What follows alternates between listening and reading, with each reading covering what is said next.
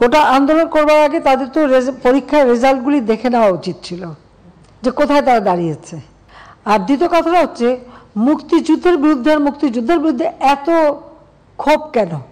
মুক্তিযোদ্ধাদের নাতিপুতিরাও পাবে না, তাহলে কি রাজাকারের নাতিপুতিরা পাবে না? তারা রাজপথেই সমাধান করবে।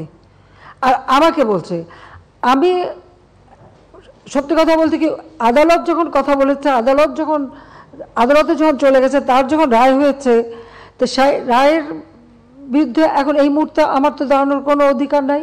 এটা তো আমার সংবিধানও বলে না, আমার পার্লামেন্টও বলে না, কার্যপ্রণালী বিধিও বলে না, কিছুই না। যতক্ষণ পর্যন্ত আদালত থেকে সমাধান না আসবে ততক্ষণ আমাদের এখানে কোনো কিছু করার থাকে না। এটা বাস্তবতা, এই বাস্তবতা তাদের মানতে হবে।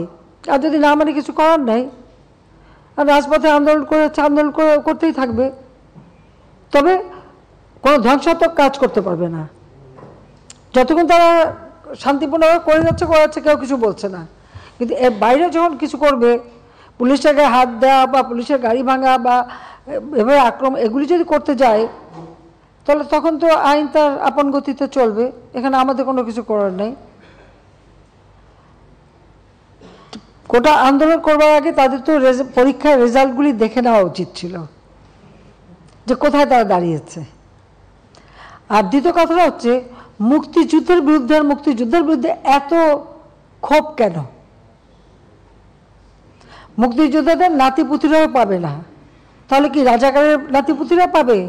সেটা আমার প্রশ্ন, দেশবাসীর কাছে প্রশ্ন, যে রাজাকারের নাতিপুতিরা সব কিছু পাবে, মুক্তিযোদ্ধারা পাবে না।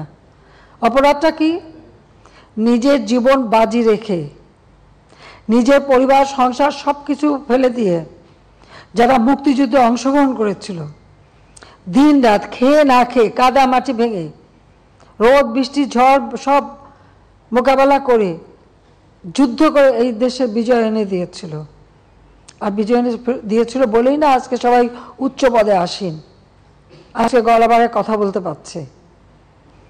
নইলে তো ওই পাকিস্তানিদের বুটের লাথি খেয়ে চলতে হতো। আজকে আমি কথা বলছিলাম যে কোনোদিন বিদেশে যেতে গেলে আগে একটা ভিসা নিতে যেতে হতো করাচিতে, কারণ যখন করাচি রাজধানী, এরপর রাজধানী হলো ইসলামাবাদ, তারপরে হলো পিন্ডি।